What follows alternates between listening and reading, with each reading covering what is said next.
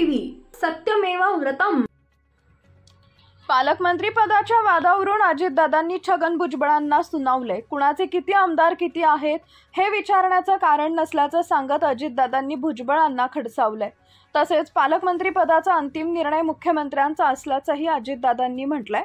दरम्यान नाशिकमध्ये राष्ट्रवादीचे 7 आमदार आहेत, त्यामुळे पालकमंत्री पदासाठी आग्रह धरावा असं भुजबळांनी म्हटलं होतं।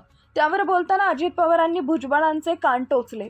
नाशिकच्या पालकमंत्री पदासाठी छगन भुजबळांनी गेल्या काही दिवसांपासून फिल्डिंग लावली आहे। खरं तर नाशिकच्या पालकमंत्री पदाचा वाद निर्माण झाला तेव्हा भुजबळ मंत्रिमंडळात नव्हते, शिवाय पालकमंत्री पदाच्या रेसमध्येही नव्हते। नाशिकच्या पालकमंत्री पदाचा मुद्दा शिवसेना आणि भाजपनं प्रतिष्ठेचा केला होता।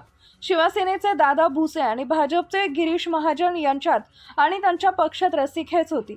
नाही म्हणायला क्रीडा मंत्री माणिकराव कोकाटेही स्पर्धेत होते, पण त्यांच्या नावाचा फारसा विचार होत नव्हता। भुजबळांना जसं मंत्रिपद मिळालं तसं त्यांनी पालकमंत्री पदासाठी फिल्डिंग लावायला सुरुवात केली। पहिल्यांदा तर त्यांनी ध्वजारोहणासाठी लांबचं ठिकाण आहे म्हणून गोंदियाला जायला नकार दिला। त्यानंतर आता थेट 7 आमदार राष्ट्रवादीचे, त्यामुळे पालकमंत्री पद राष्ट्रवादीला पाहिजे असं सांगून दावाच ठोकला। भुजबळांच्या दाव्याला विरोध करण्यासाठी शिवसेना आमदार सुहास कांदे समोर आले। त्यांनी छगन भुजबळांच्या नावाला विरोध केला, शिवाय राष्ट्रवादीच्या आमदारांचाही भुजबळांच्या नावाला विरोध असल्याचा दावा त्यांनी केला। पालकमंत्री पदावर दावा ठोकणाऱ्या छगन भुजबळांना उपमुख्यमंत्री अजित पवारांनी कानपिचक्या दिल्यात।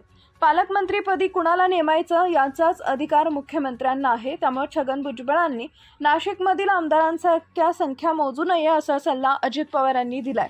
नाशिकचं पालकमंत्रीपद हा महायुतीत कळीचा मुद्दा झालाय। नाशिकच्या महाकुंभाच्या पार्श्वभूमीवर महायुतीतल्या प्रत्येक पक्षाला नाशिकचं पालकमंत्रीपद हवंय। आता या पालकमंत्रीपदाच्या लढाईत भुजबळांनी उडी घेतल्यानं हा तिढा आणखीनच वाढण्याची चिन्ह दिसू लागली आहेत, त्यामुळे अजितदादांनी पुढाकार घेत भुजबळांचे कान टोचलेत।